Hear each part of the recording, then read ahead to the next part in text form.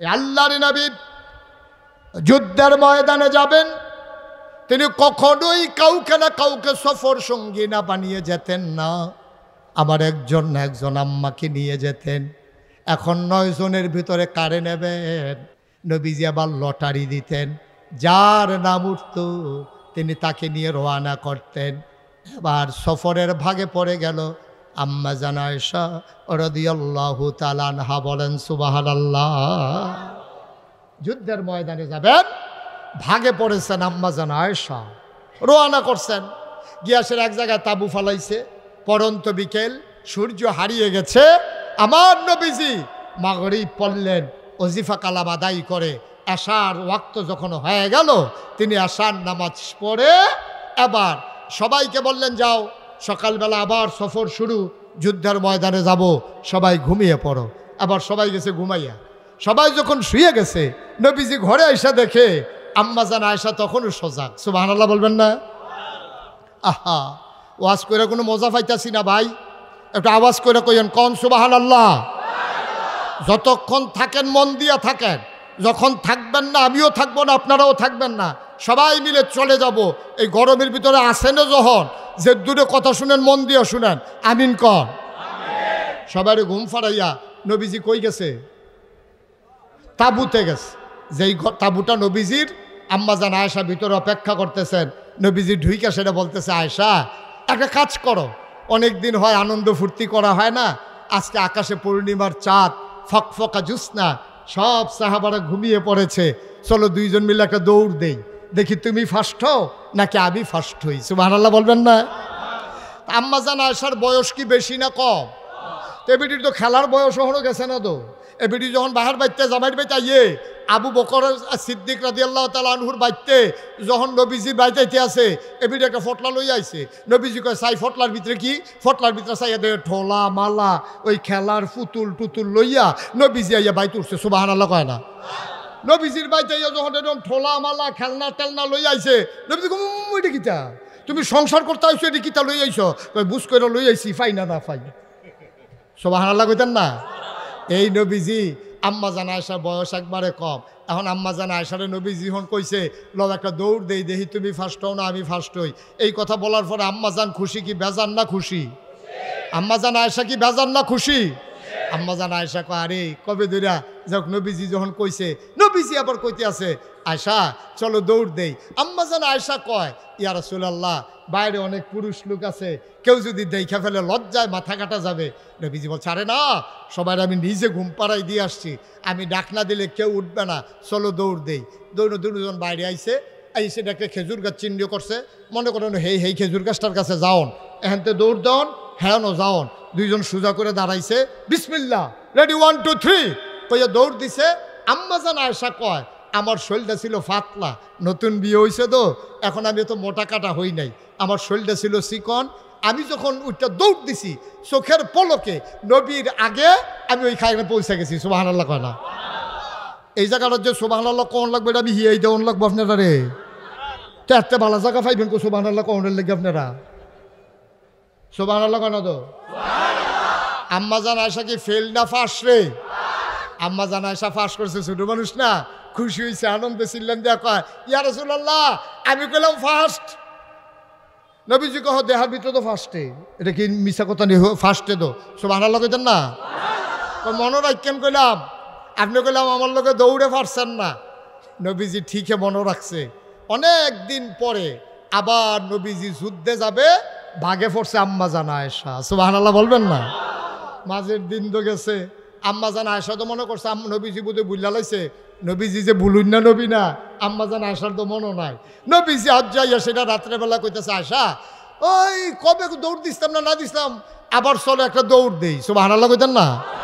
আবার একটা গাছের নিচে দাঁড়াইলেন, রেডি 1 2 বিসমিল্লাহ করে দৌড় দিলেন। আবার নবীজি, আম্মা জান আয়েশা কয়, আমার শরীর একটু মোটা হয়েছে, আমি আগের মতো আর ফাতলা সিতলা ছিলাম না, আমি একটু ভার হয়ে গেছি, দৌড় দিয়া নবীজির লগে আর পারি নাই, তিনি দৌড় দিয়া চলে গেছে। আমি কাছে গেছি, পরে নবী আমারে টান দিয়া কানে কানে কইতে আছে, উই যে ঠকাইছিলা, প্রতিশোধ নিলাম। কি মজার জিন্দেগি। দৌড় টোর দিছেন? ওমা তো হ্যাঁ বাইরে গেছা দৌড় দিস না, বয়স তো শেষ টেম্পার নাই দৌড় দিছেন না দৌড়টো?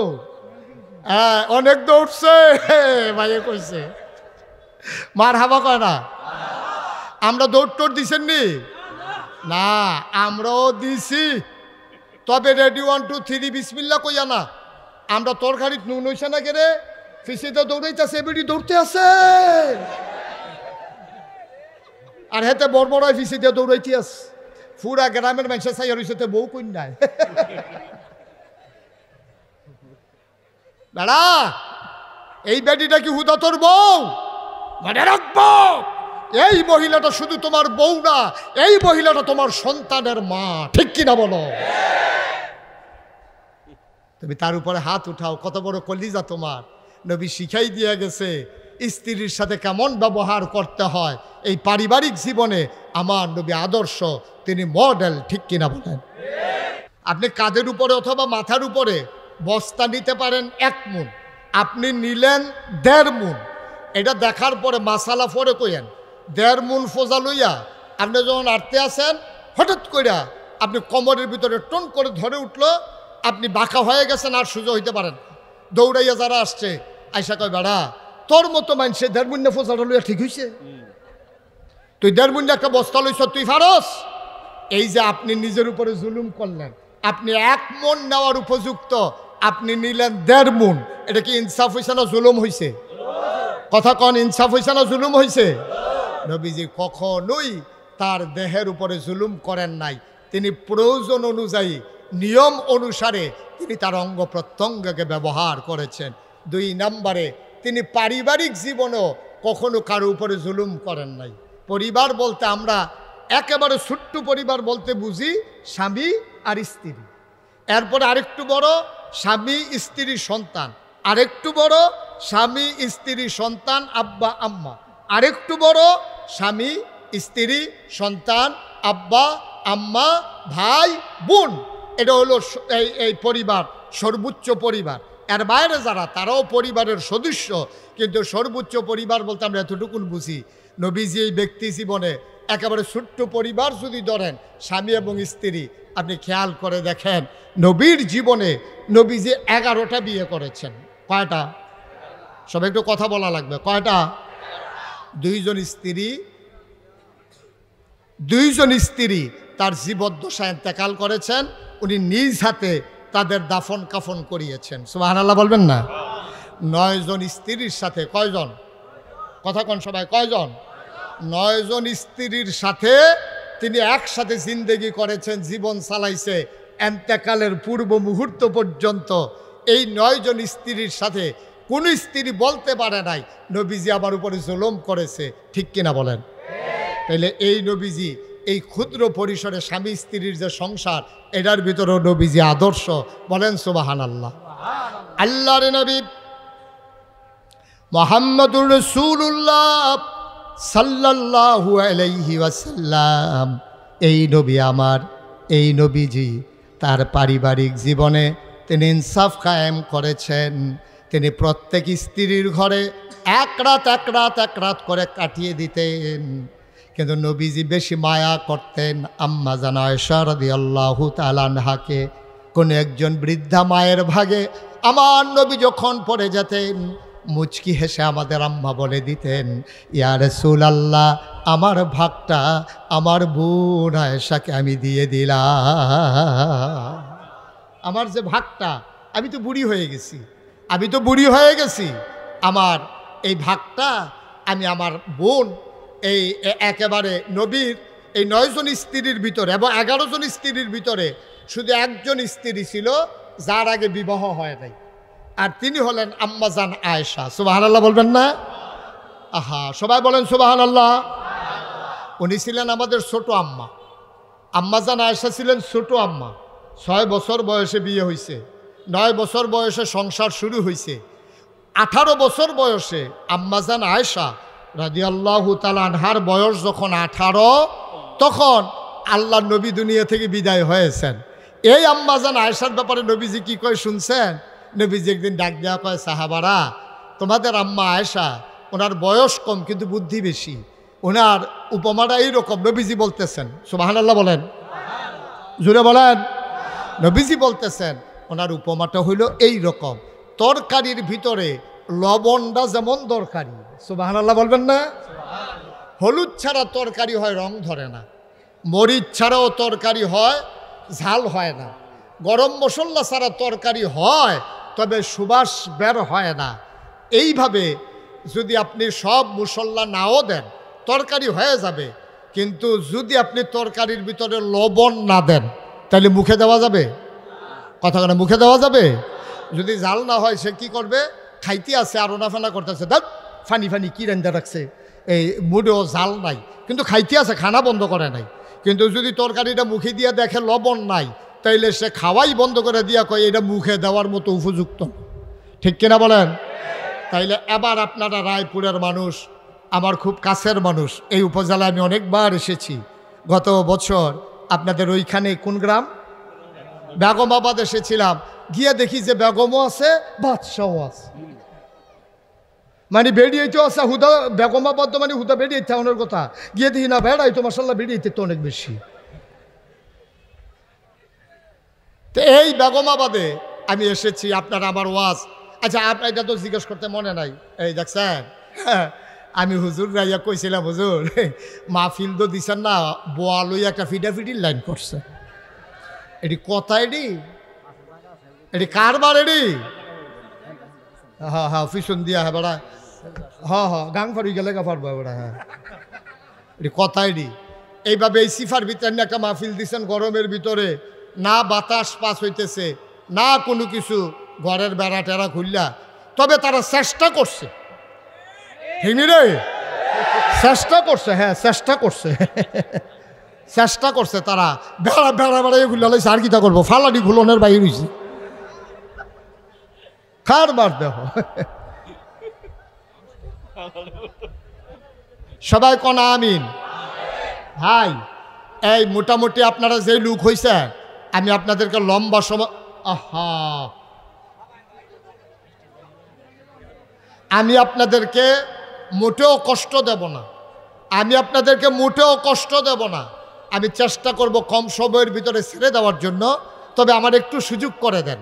আমি যখন যেটা বলতে বলি আস্তে বলবেন না, জুড়ে, দুই একজন না সবাই মিলে, এটাও তো কয় না সবাই, দুই একজন না সবাই মিলে, সবাই কোন আমিন, আরেকটু জুড়ে হবে আমিন।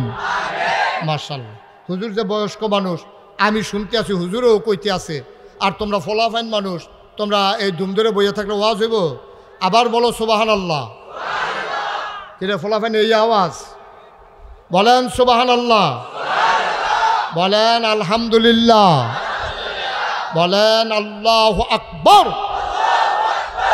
তাহলে আমার নবী আদর্শ, আমার নবী কি আদর্শ, কারে কয় আদর্শ? হইল আপনি মহেশপুরতে রওনা দিছেন, যাইবেন নীলকুঠি, কই যাবেন? কথা কয় না, কই যাবেন? আপনি মহেশপুরতে রওনা দিয়া আপনি নীলকুঠি যাইবেন, যাওয়ার সময় আপনি রাস্তা চিনেন না, আপনার বাড়ি ময়মনসিং।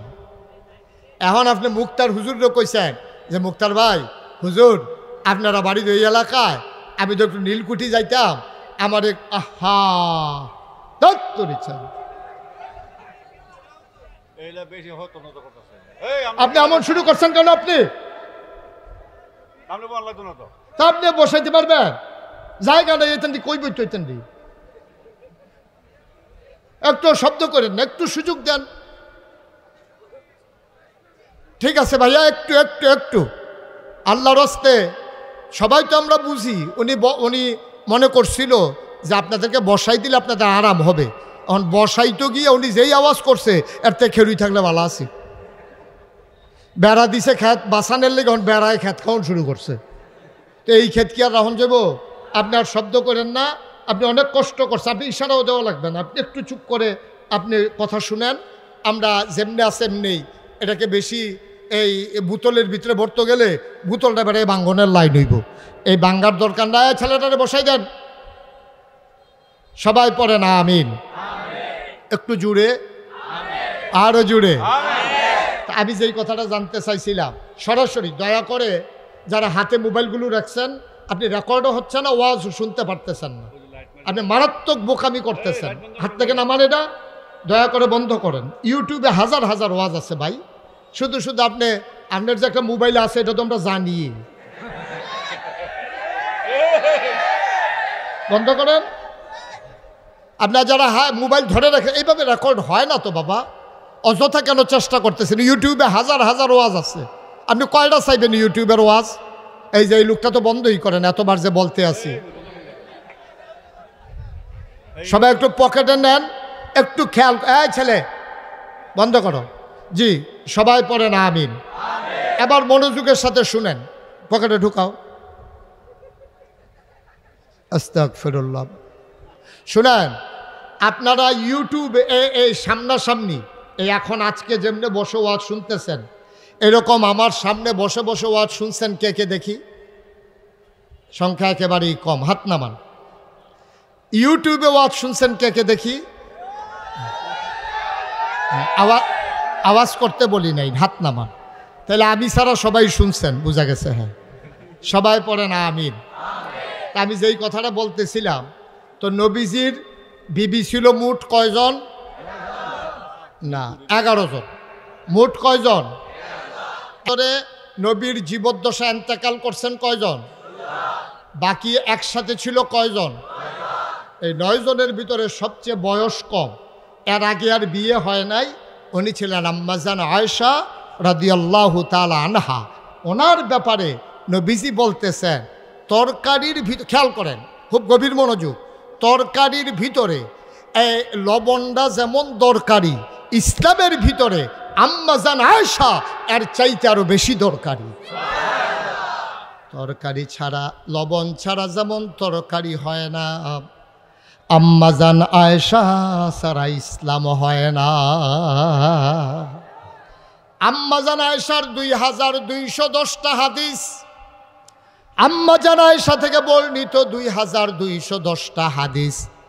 এই 2210টা হাদিস যদি তুমি বাদ দিয়ে দাও, দেখবা ইসলামে পারিবারিক জীবন, দাম্পত্য জীবন অচল হয়ে যাবে, ঠিক কিনা? তিনি সবগুলা মানুষকে শিখিয়ে দিয়েছেন। তিনি ব্যক্তি জীবনে কেমন করে ইনসাফ কায়েম করলেন। তিনি যেখানেই সফরে যেতেন, কোনো দিন তিনি একজন না একজন স্ত্রীকে সাথে নিয়ে যাইতেন না। নবীজি বলতেন যে আমার কাছে 3টা জিনিস খুব প্রিয়। কয়টা? কথা কয় না, কয়টা? 1 নম্বরে হলো সালাত, মানে নামাজ। 1 নম্বরে নামাজ আমার কাছে খুব প্রিয়। আমার যখনই মন খারাপ হয়, শরীরটা যখন খারাপ লাগে, কাফেরারা যখন টিটকারি মারে, আমার যখন মস্কারা করে, আমি নামাজে ঢুকে যাই। এমনভাবে নামাজে ঢুকে যাই, আনতা আবুদুল্লাহ কাআন্নাকা তারাহু ফাইন লাম তাকুন তারাহু ফাইন্নাহু ইয়ারাক। এমনভাবে নামাজ যেন আমি আমার আল্লাহকে দেখতেছি, তুমি তোমার আল্লাহকে দেখো না, তোমার আল্লাহ তোমারে যেন দেখতেছে। সুবহানাল্লাহ বলবেন না? নামাজের ভিতরে নবীর প্রশান্তি, নবীর শত জুলুমের মাঝে নবীর কাছে প্রশান্তি ছিল নামাজ। নবী বললেন, 1 নম্বরে আমার কাছে প্রিয় জিনিস নামাজ, 2 নম্বরে আমার কাছে প্রিয় জিনিস সুগন্ধ। তিনি সুগন্ধি খুব পছন্দ করতেন। তিনি আতর সবসময় খুব সুন্দরভাবে পছন্দ করতেন। তার একটা মেকআপ বক্স ছিল নবীজির, এটার ভিতরে একটা সুরমাদানি, একটা চিরুনি, তারপরে আতর, কিছু তুলা, ওই আতরটা ব্যবহার করার জন্য এই জিনিসগুলা নবীজির মেকআপ বক্সের ভিতরে থাকতো। সুবহানাল্লাহ বলবেন না? এই নবীজি আতর খুব পছন্দ করতেন। 3 নম্বরে নবীজি বলেন, আমার কাছে অধিক প্রিয় হচ্ছে নারীগণ, অর্থাৎ পুরুষের চাইতে নারীদেরকে আমি বেশি পছন্দ করি।